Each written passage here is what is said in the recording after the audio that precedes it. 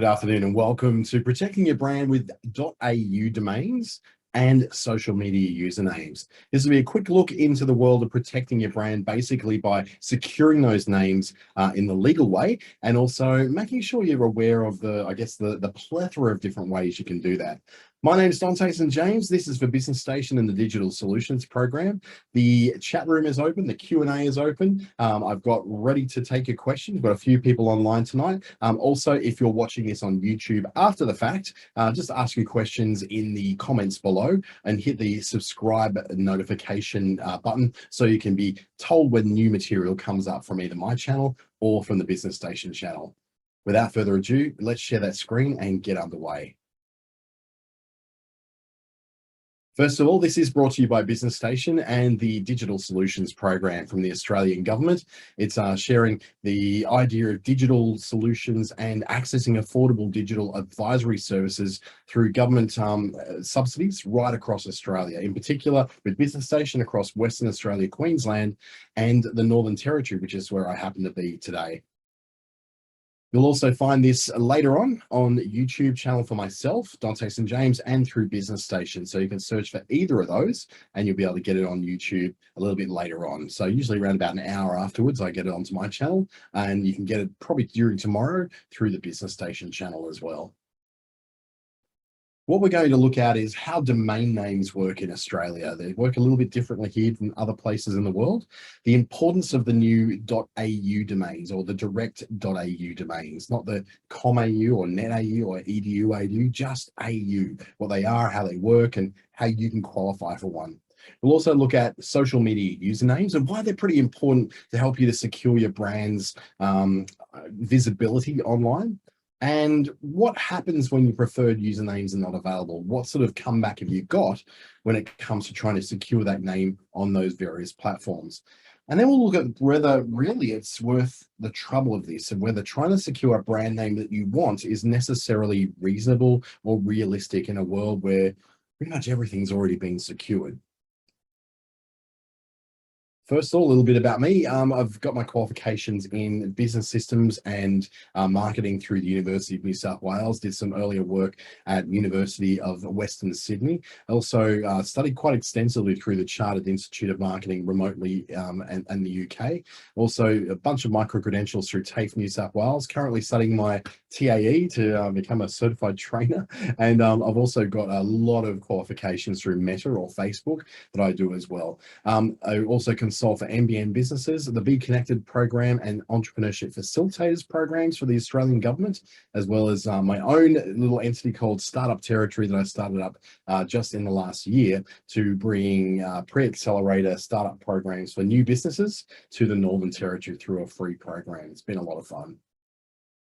So, how do these domain names work in Australia? When we talk about domain names, we're talking about those .coms, .aus, .net.aus, .gov.aus, pretty much the names or the addresses that appear in the search bar when you're putting in an address for a website. They work in remarkable ways, and basically how they work is that they're like an alias that goes to an IP address, and an IP address or internet protocol address is those things you look at like 203.27.17.199.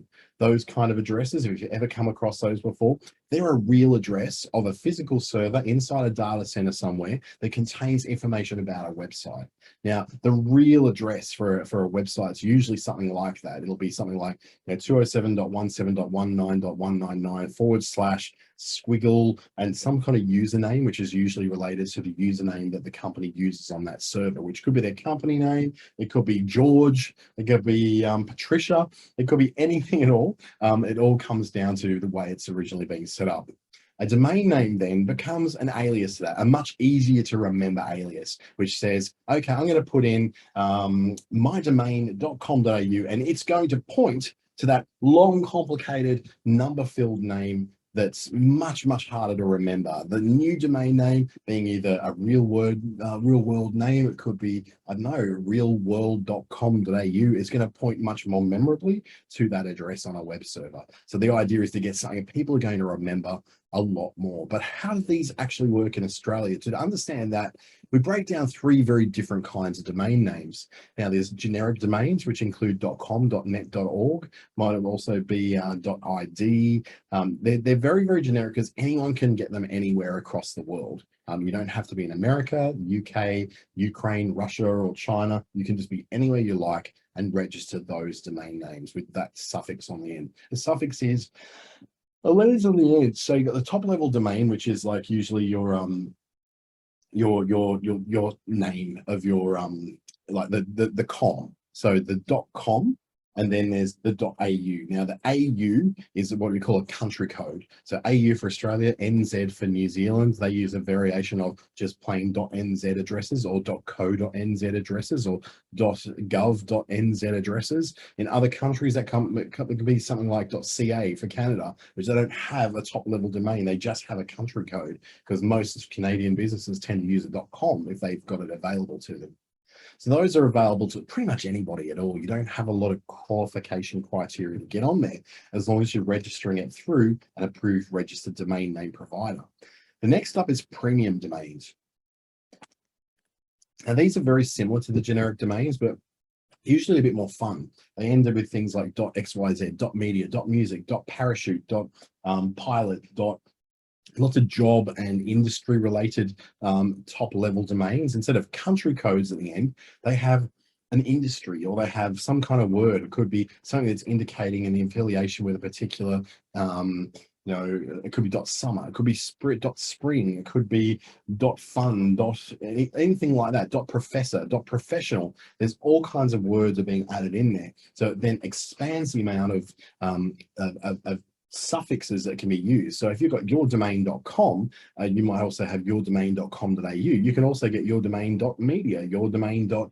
And whatever else comes against your particular industry. Let's just say if you're working in home, lifestyle homewares and things like that, you could have mystore.homeware, if that is available right now. Now, not all words in the English language and other languages are available just yet, but they are becoming more available. Excuse me, they're becoming more available as time goes on. So there's been more and more and more and more words, to eventually there's not going to be a lot of limitations on what you can register yourself as.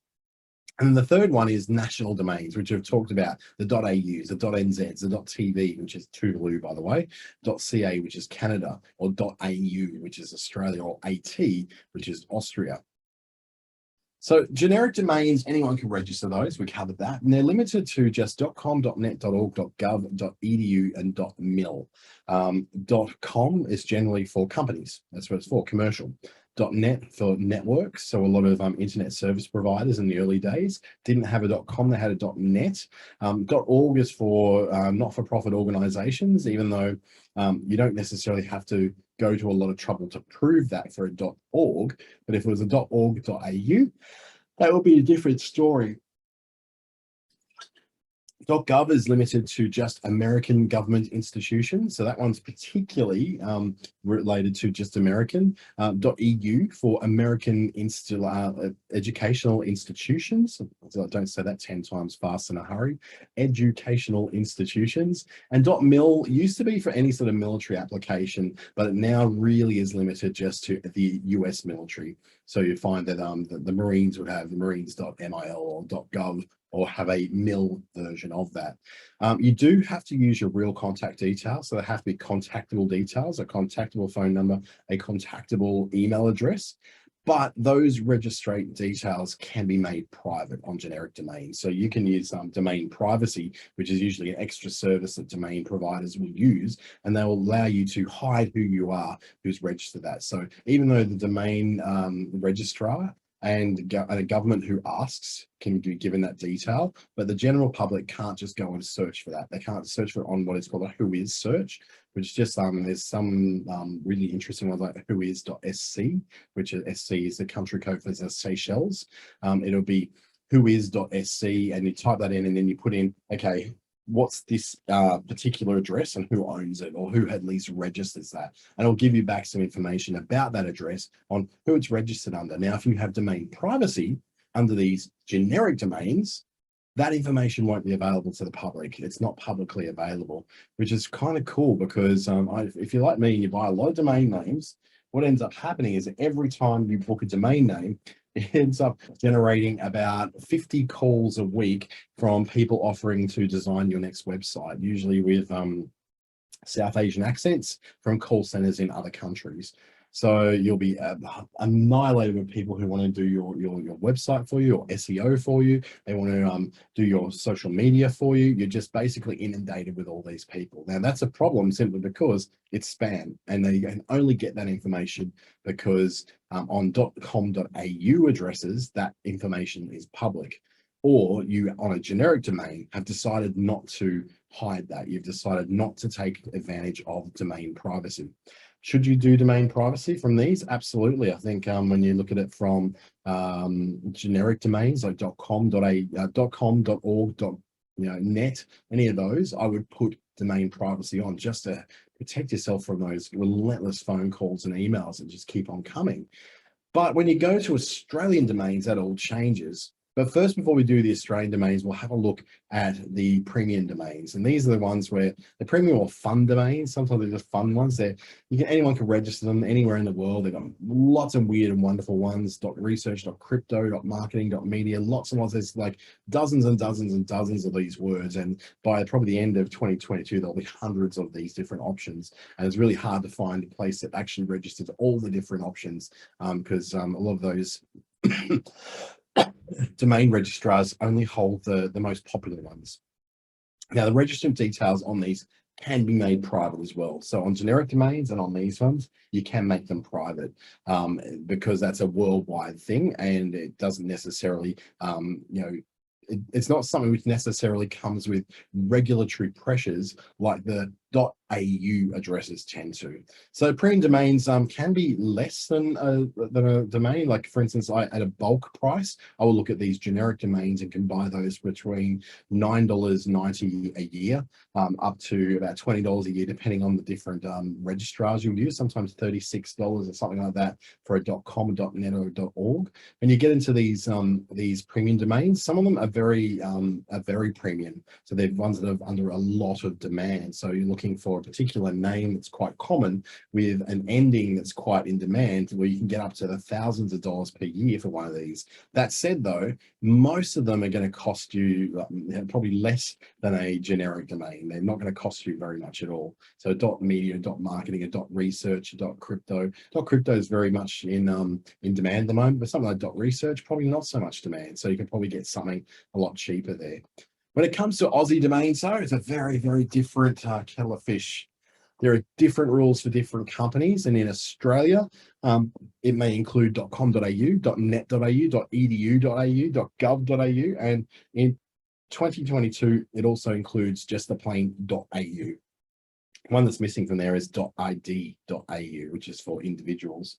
Now, every country has its own domains. You'd have AU for Australia, New Zealand, NZ, CA for Canada, Tuvalu has TV, FM is the Federation of Micronesia, JP for Japan, CN for China, and UK for the UK, obviously UA for Ukraine.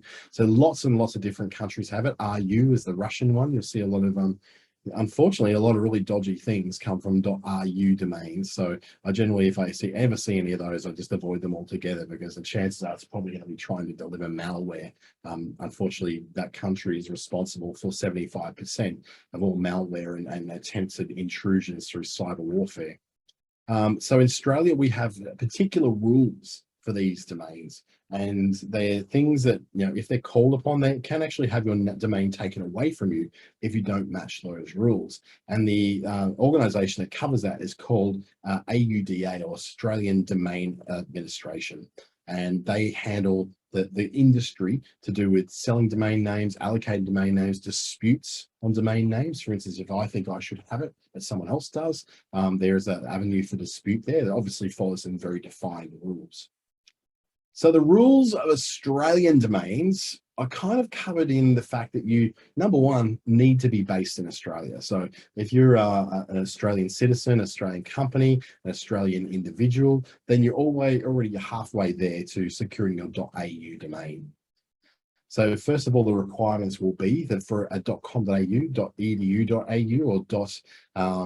or .net.au, you need an Australian business number. So an ABN is required, or an ACN, something like that, some kind of registration, business registration number, which is going to be able to be queried against the database to prove that you are actually that person. Now, bearing in mind, you don't have to prove that you are the person who holds that particular ABN. So I can go in there, essentially request a domain name for, I don't know, coca-cola.com.au if it was ever still available. And then I can register it under the Coca-Cola company if I want to link it and be approved for it. But the problem would be that once Coca-Cola finds out and they go and look for that, then they'll go, well, we're suing you and we will get that brought back to us. And because of the power of their lawyers and the fact that they own that trademark, not just the logo, but the name Coca-Cola, they will win that and they will be taken back off me and given to them. So the name needs to be demonstrably linked to your business name or activity. So for instance, if you wanted to go toysrus.com.au, that would either need to be your business name, Toys R Us, or it have to be somehow related to what you do. You sell toys, whether they're kids' toys or adult toys, that will give you a head start for that. The same thing as if I'm booking something like, for instance, my business name is Clickstarter. So to get Clickstarter, I don't really necessarily have to prove that I have the Clickstarter name in what I've registered, but I just have to have an ABN. That will usually get me across the line. Then as part of the sign-on for a .au domain name, I then tick a box at my registrar saying that I do have a link that's demonstrable and justifiable for that particular domain name that I'm registering, even if it doesn't appear in anything to do with my business name registrations or my ABN or my ACN or any of those numbers. I can still put it through, but I've got to understand that at some point, if that gets contested, I'll probably lose that unless I can prove that there is a link between that and my businesses. So the safe way to secure your name in here is, and to not have it taken off you, is to go, my ABN is on there, and linked to the ABN is the business name that I'm trying to register. So if it was, I know, banknt.com.au, and I haven't yet registered that as a business name, to be safe, I'd want to go and register that as a business name, because not only do I have an ABN, but that ABN is then linked through to the banknt.com.au domain, because it's linked through to the banknt name of business. So there's an inextricable link between them that can be proven and shown. The problem is with Australian domain names is that they're not private, and you can't make them private. You can register them against it has to be a real person's name, a real person's phone number, and a real person's address that it's registered under. And that information is not private. That information is for public record, because there needs to be proof of who it is that registered a particular name. Now, for privacy reasons, that may not seem great, but it's really made for businesses to be able to say, hey, we're real, we're legitimate, we're within Australia. So what you would normally do is put down your business address, which hopefully, if you don't have a business address, my advice would be to get a post office box address. I know that seems like an extra cost that seems ridiculous, but trust me, if you live in a standalone house and you think that somebody is going to go after your business in some way, this is one way they can look that up. They can look up your address. I've done it myself before, and I've needed to send mail or a package to someone whose address I didn't know and I couldn't get a hold of. I just looked up their domain name, and sure enough, there was their address, so I could post it to them. At the same time, it has things like phone numbers. So that's how, for instance, every time I register a domain name, because I have got a legitimate phone number against my domain name registrations, you can actually get me on the phone through that. So I don't answer those calls, because I only answer calls that I recognize, like my mum, for instance.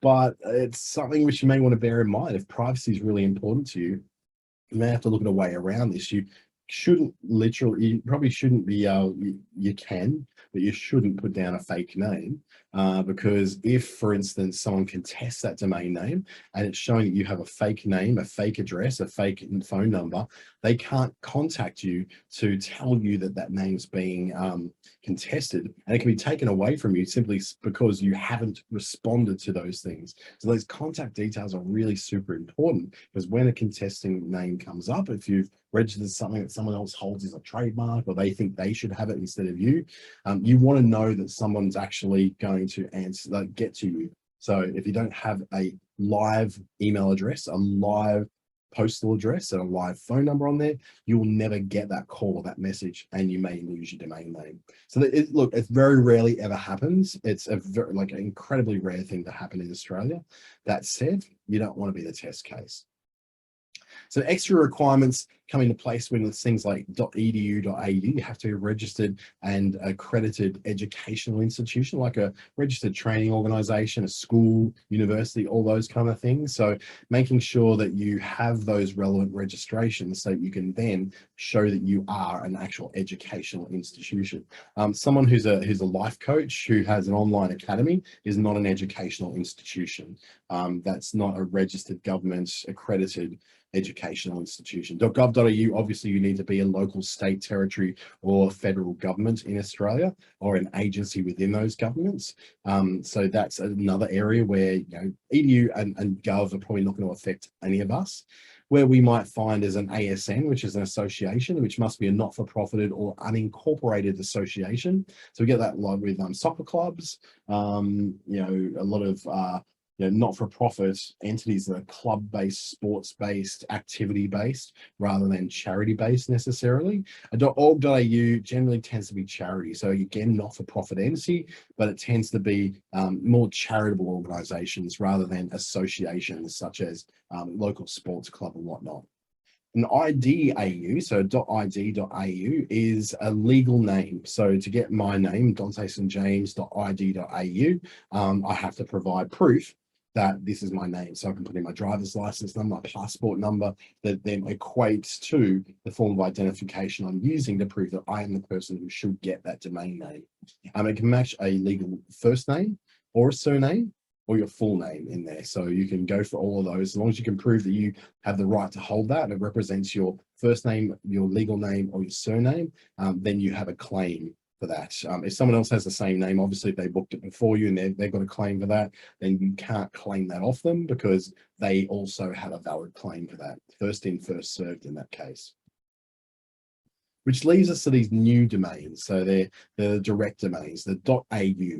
So instead of someone like me having clickstarter.com.au, I can just now have clickstarter.au. And this, like all the other .au domains, means you have to have an Australian presence. So you have to show that you're Australian, you have to have an ABN, all that kind of stuff. And it's allocated then according to a priority system. So what's been agreed to, and I was part of the vote for this as my membership of AUDA, the Australian Domain Administration organisation, is that those who currently have the .com.au or the .edu.au or the .gov.au or the .net.au or any of those get a 6-month grace period with which to pick up the .au version.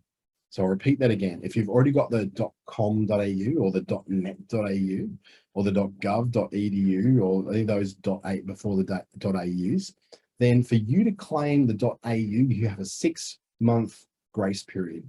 So for instance, you can't go and book my clickstarter.au one because it's held specifically for me, because I'm the registrant of .com.au.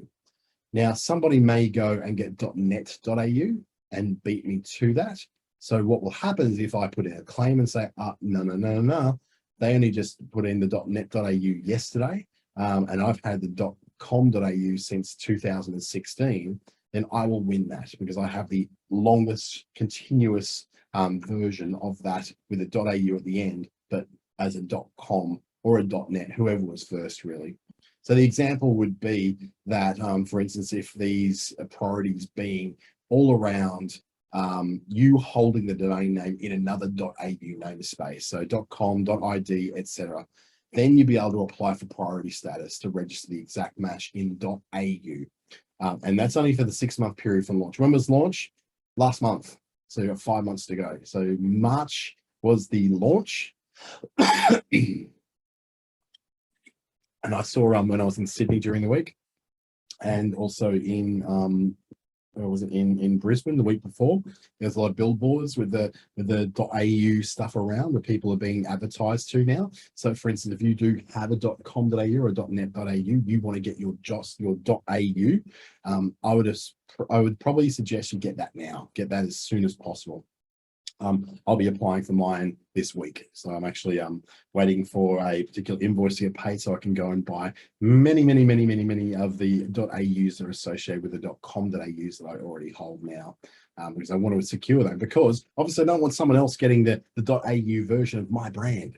So that would be silly. I don't want someone else to go DanteStJames.au when that's my name. That's who I am. That's what my brand is. So to get that, I need to apply for the priority status for the exact match before the 6-month period is up. So 6 months, so it's March, April, May, June, July, August. So before September, you want to have this in hand. You want to make sure you've secured this if you already hold a .com.au. So for example, if you want to see how the priority works, Min registered domain.com.au on September 12, 2002. Anna then registered domain.net.au on March 12, 2021. Min has decided to apply for priority status, and so has Anna. So between those now, the domain authority, domain administration, AUDA, will now award that to Min, because Min has held his .com.au version for much longer than what Anna's held the .net.au version. So is that fair? Well, it probably is, because Min has got the longer association with that domain name than Anna does.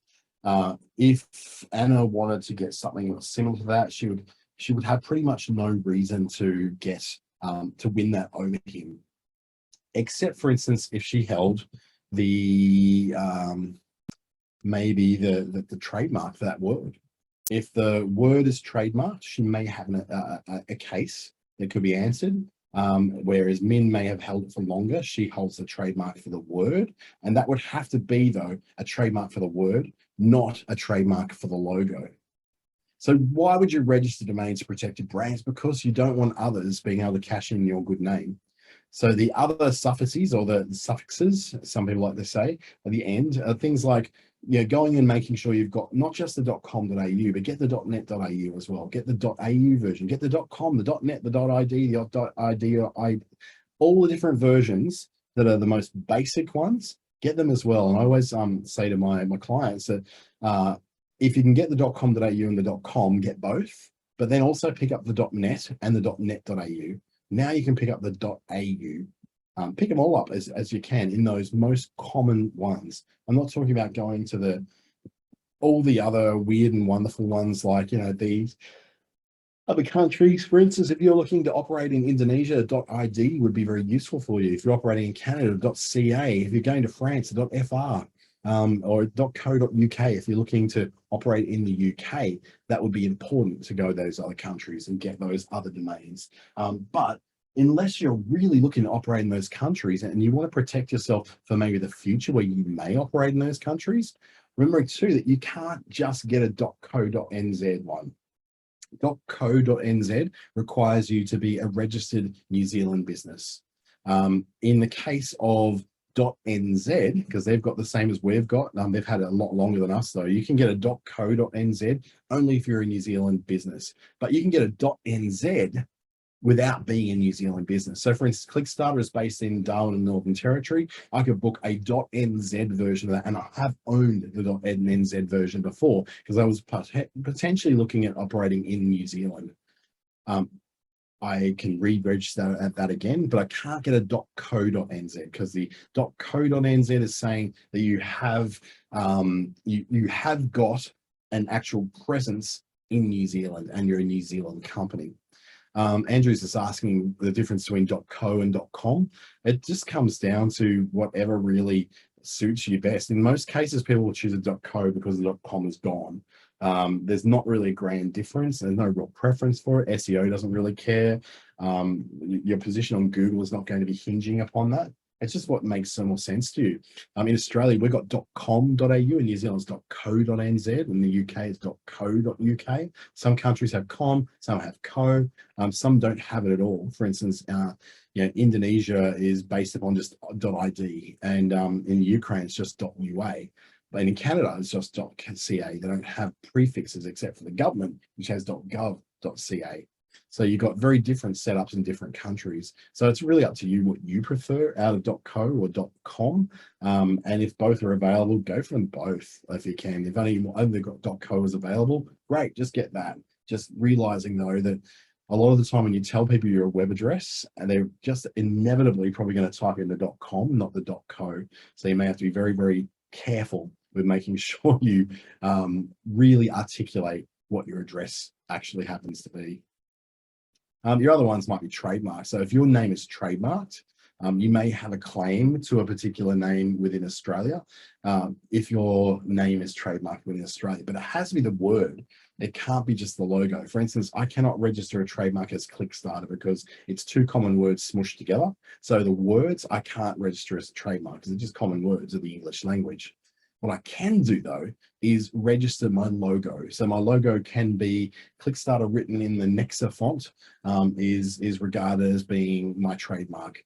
Now I can say that that's trademarked. I might go to AUDA and say I have a trademark, I should be able to claim this. And I'll go, no, you have a trademark for the logo, not for the actual name. And that's where many people get confused, that they trademark their logo, but not the name of the business.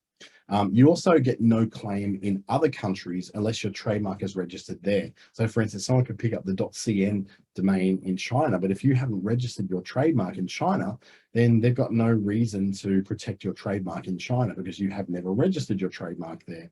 It could be in something like, for instance, it could be anything like America, for instance. Just registering your trademark in Australia doesn't necessarily register your trademark in America, and in fact it doesn't. We might have like free trade agreements and sort of a lot of different ways of making sure that we sort of do the right thing between us and to Americans and Americans to us, but not really. It doesn't really give us the idea that we can actually claim that trademark. We have to register it in that other country. So if you want to be protected in Canada, register your trademark in Canada. There are international trademarks you can register, but not every country will recognize those. And I think particularly America, you really need to go and get that through the American relevant authorities in order to claim that trademark. So it's pretty much, they're going to just give you the flick because you don't really have that. All right, next up, apart from our trademarks, is looking at our social media naming. And this is probably not covered by as many legal protections. There's certainly no Australian Domain Authority protecting this kind of thing. This is going to be really, really up to you to maintain this yourself. And a lot of people don't even realize that on things like Facebook and Instagram, you do actually have usernames. Instagram, your username is a bit more obvious, but on Facebook, not so much. For instance, we might think that who would I ever give my Facebook page address to? And I think, well, my Facebook page address is facebook.com/Clickstarter. I managed to secure that one, but I didn't secure that one in time for Instagram. Instagram, that was taken. So mine is Clickstarter AU. Same with Twitter. I'm not Clickstarter, I'm Clickstarter AU. YouTube, I don't quite have enough yet to be able to qualify for a username, enough followers and enough, but soon I will. LinkedIn, everyone gets username both for their company page and for their personal profile as well. Also on Facebook, you also get a username for your profile as well. So I think mine is I am Dante St. James because I had a previous hacked account, which just was under Dante St. James, which is now taken. So I can't use that one now. And that's the problem you get with these, is with a lot of the social platforms, you don't get any sort of claim or comeback over others using your name, particularly if your name is the same as someone else's. Well, they got there first, they get it. Or if you've been banned for any reason, you lose your domain, your username, you don't get that back. So for instance, for your business page, you would have an address such as facebook.com/mybusinessname.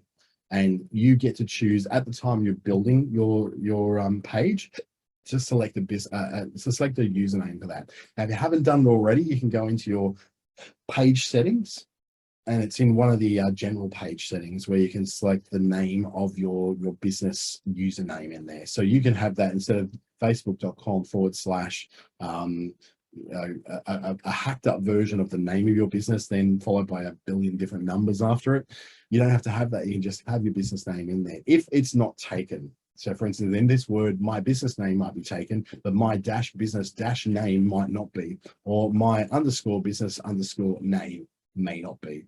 What you might do, a lot of people do, they add an AU on the end or an OS at the end, AUS, or they might put PTYLTD, or some people even put their website address. So they might go mybusinessname.com.au as part of their Facebook username. You can use dots and underscores and all sorts of different characters to form part of your business username for your page on Facebook.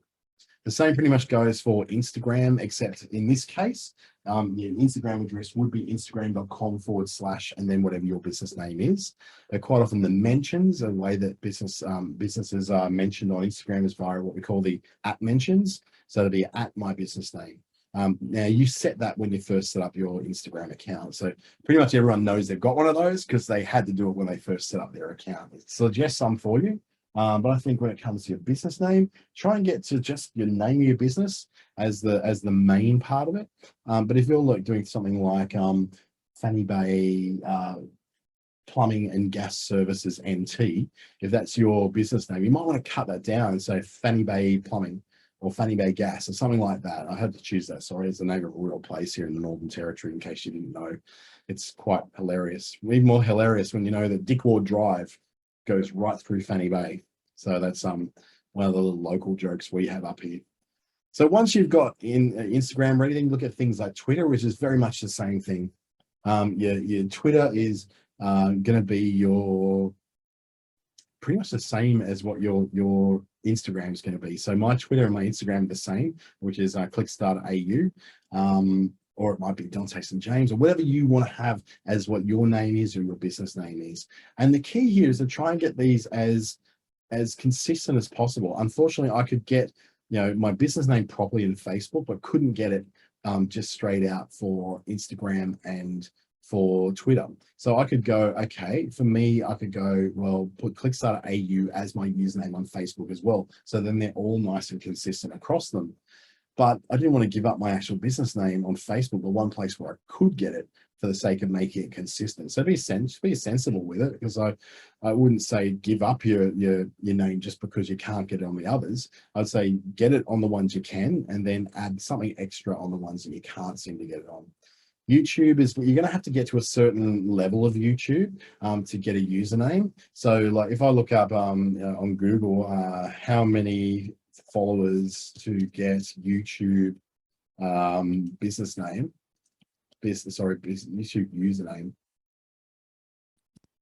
It's like where you got a channel name, where your channel name isn't just like a whole lot of numbers like mine is right now. It's kind of where you get verification, and you have to get a certain amount of them. I can't even remember how much it is. I tried to type it in and say how many it was, but there's a certain amount. I think you've got to have the check mark you get is you have 100,000. This is before you get to that. It's right. It could be around about the 1,000 mark, 1,000 subscribers before you're actually then allowed to have a YouTube channel name. So instead of youtube.com /channel /1273088ABCDXYZ dash etc., you can just have youtube.com /Clickstarter, youtube.com /Dante St. James, youtube.com /Andrew, something like that. You'd be able to have those because you have earned that right on YouTube. So it's important to get that, but you'd have to get a lot of followers up. I'm pretty sure it's about 1,000. Remember, it's about 1,000 subscribers before you get an actual channel username. And you'll be invited to do that once you reach whatever that threshold happens to be. For LinkedIn, your personal page is going to be linkedin.com /in / then your name. You can set that name to be like mine is Dante St. James, but it used to be Dante-ST-James. I squished that all into just Dante St. James because I think it was easy to say. But all I usually say is I've got an uncommon name. So I just tell people, go to LinkedIn and type in my name. You're going to find me. I'm the only one on there.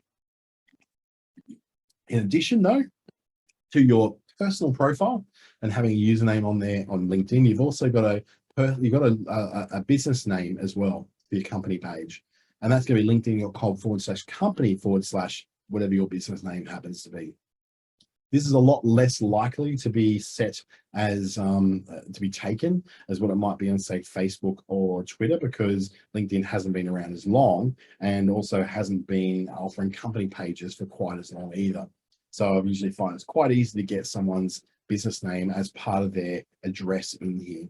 Now, is there any advantage necessarily to this? It doesn't make you more findable on LinkedIn at all. You're still going to be just as equally findable with or without a fancy business name in your address like this. But for me, it always makes it easier to say, just go to linkedin.com company/my business name. I usually just say, just look for my business name on LinkedIn. You'll find it anyway. But it just seems nice to have it. It does seem more legit when I look at the company's actually secured their business name on here rather than the long, complicated one with numbers and letters and all that. It does look more legit. It looks like they've at least taken the time to secure that. And that to me feels a lot better. That feels like it's a lot more trustworthy and it has a lot more credibility to it when they've gone to that extra little bit of effort to do at least that. So what happens when these are not available? And this becomes a problem, I guess, when you're dealing with the social platforms, because they don't like conflict. They don't tend to like to enter into disputes between people, except where it, for instance, is going to be to do with misuse. So someone is misusing your name, and you can show that you can prove that you are that person and they are pretending to be you. Or it could be a trademark thing. So if there's a trademark, for instance, where they're using your logo as well as your name, and or you've got the trademark for that name, for the words of that name, not just for the logo, then you're going to have a claim. And they're usually pretty good at following up the trademark ones because that's a legal thing. Trademarks are very legally enforceable, as is copyright. Facebook, LinkedIn, YouTube, Twitter, Instagram, Pinterest, none of them, or TikTok, none of them want to be caught up in court defending against copyright claims and trademark claims.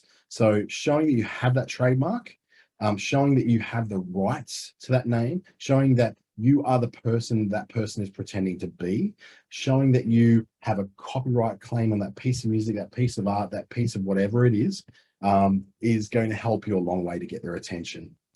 In some cases, though, you may need to lawyer up. I have had a couple of clients in the past who we've had no luck with getting through to the social platforms. So we've actually had to threaten legal action.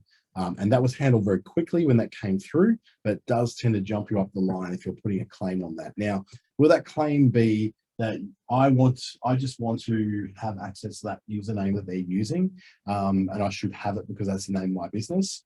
Is not going to get you anywhere. You really have to have a legal claim to that, and just registering the business name is not enough of a legal claim, because remember, these social platforms, whilst they operate within Australia, are not Australian companies. They do not have to follow Australian business naming rules in order to grant you over someone else access to that particular username on a social platform. Now, whilst a branding person will go, oh my God, you need to have your brand secured all over the place, when it really comes down to it, your brand is about how people think about you, how people feel about you, how people remember you when you're not there to remind them. It's not about a logo and a username.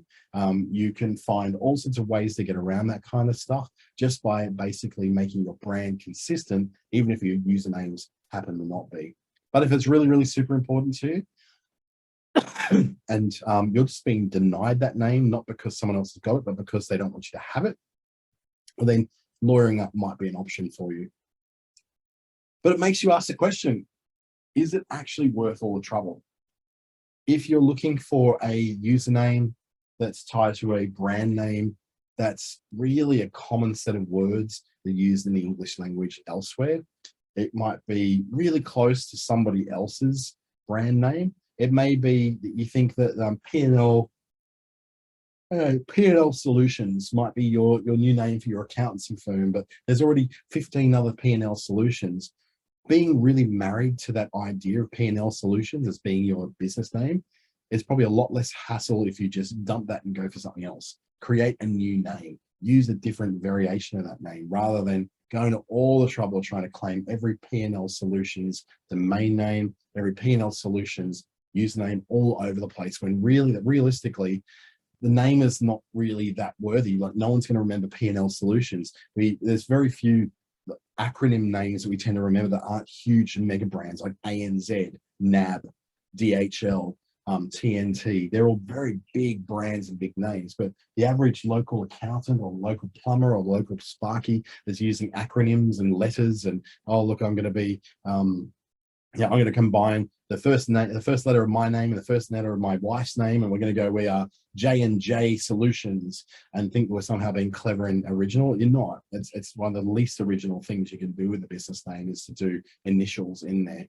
Andrew's asking, can that actually be trademarked? Well, yeah, you can trademark the name P&L Solutions. The problem is, though, you're just using, you'll probably have a lot of trouble getting it through.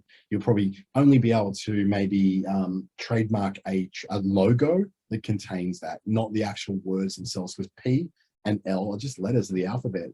And then it could just be that they are like solutions, is not just another word in the English language. So it'd be very hard to trademark that. It is possible though, like for instance, some businesses, very big businesses in Australia, have been able to trademark their name. So yeah, they may be able to do that, but that may not be the case as well. Even if you apply for and it's provisionally approved and you put the little TM after it, doesn't mean that you're going to get it registered. It's about a 12-month period where you're going to have that registration at the end. And that's when you get the little R beside it, as opposed to, like you've said in the chat, Bling Shots trademark, you know, Bling Shots R, which means a registered trademark. So it's not pending trademark, it's now registered and it's fully registered. So when people are trying to write like the word Facebook in the posts, to try and get around Facebook taking down their posts or thinking they're pretending to be them, putting a TM after it doesn't do anything. And plus, Facebook is not a pending trademark. Facebook's a registered trademark with an R after it, not a TM. So it's just registering regular words ain't going to work for you, but registering a logo that contains Bling Shots, that could be. And it could be too that there could be another Bling Shots out there. There could be a very close version of it. So if you try to trademark Bling Shots, if it's really similar to an existing word or existing trademark, the existing trademark holder could register their it's like someone wanting to put up a new building next to your building. You can what's the word I'm looking for? You can appeal against it, or you can put a complaint against it, but it doesn't necessarily mean it's going to get through. Just because someone says, well, I've got slingshots I've got a trademark Slingshots and they want Bling Shots, they may or may not approve that. And you may need to go to the point where you go, actually, I'm not going to get this through on my own through the trademark, through ASIC. I'm going to have to go a little bit further and have this registered using IP attorneys or IP lawyers, intellectual property lawyers and trademark lawyers to do that for us. It's a whole skill set that's well outside of mine. I couldn't even begin to advise you on what's right or wrong with that, because there's so many things that could go horribly wrong in that. But I would always say that it's worth spending $3,000 on an intellectual property lawyer to get the right advice and do it the right way, and what it is to do it the wrong way and then find yourself in legal trouble down the track. And $3,000 does seem like a lot, but that can actually, and like Andrew's saying, it's not really a priority at the moment. So it's something we should look at much further down the track if you really need to. So the idea is here to go, is it worth the trouble of me doing this and securing my brand? I'd say in domain names, because they're so cheap usually, do it. I'd say in social media usernames, if they're available, do it. If they're not, have a variation on it. I just chuck AU on the end of mine. Just to sort of secure that, yes, this is my business and it's the Australian version of it. Someone sees AU, they see Australia. So if you see Australia, you go, oh yeah, that's definitely the Australian version of this particular name and company. So therefore I'm kind of making it known that I'm the Australian one. So if you're Australian and you're looking for that, you recognize that as being the Aussie version of that company name, which I wish I could have got across all of the social medias. I was very lucky to get it on Facebook before anyone else did, but unfortunately not on Instagram and not on Twitter.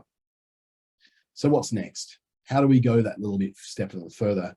what do you want to do if you want to dig more into these kind of things with a guide? I'm not the only person who speaks on such things within the Digital Solutions Program. I'm just one of them, but I am available as dozens of others through the Digital Solutions Program. If you haven't registered for this on your own yet, to take up the 3 hours of one-to-one advisory, and it says 4 hours for the rest, but you can do as much as you like. It's only $44. $44 for 3 hours of one-to-one support, either from myself. So if you're registering for this at businessstation.com.au and you want me specifically, whack my name in there. Otherwise, let us choose for you who the right person will be. Every day, we've got a great big chat room with all the national advisors across there. We get asked constantly all day, has someone got exposure to this system? Does someone know how to do this system? And then we jump in and say, yeah, I know how to do that one. Oh yeah, I've got a certification in that one.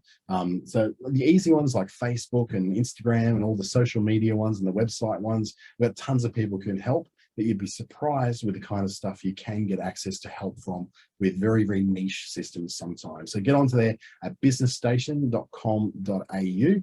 And also, if you want to just chat about anything you've sort of seen in this one today, you can get hold of me on things like LinkedIn. I've got COVID at the moment, so I'm not working. I've got the t-shirt on, but I'm locked in at home. That's why I was coughing a little bit earlier and taking constant swigs of my water, because the throat and the coughing is sometimes a little bit hard. But it's I can then chat to you more on LinkedIn, particularly LinkedIn. I'm very, very active on there. So please feel free to message me or send me an email. Don't mind as well, Dante@businessstation.com.au. But first of all, I'd like to thank you for taking a little bit of time out of your business to work on your business. I know that we don't always have a ton of time to be able to spend on these sort of things. So I really do appreciate you taking some time, particularly this late in the day. I've got a bit of a storm coming across in Darwin at the moment, which is looking kind of sexy in the sky. So I better get offline before the thunderbolts and lightning start coming down. And in the meantime, please do reach out if you do have any questions about today's one. Have a great week, and I hope to see you in the next one of these videos I'm presenting. Thank you and good night.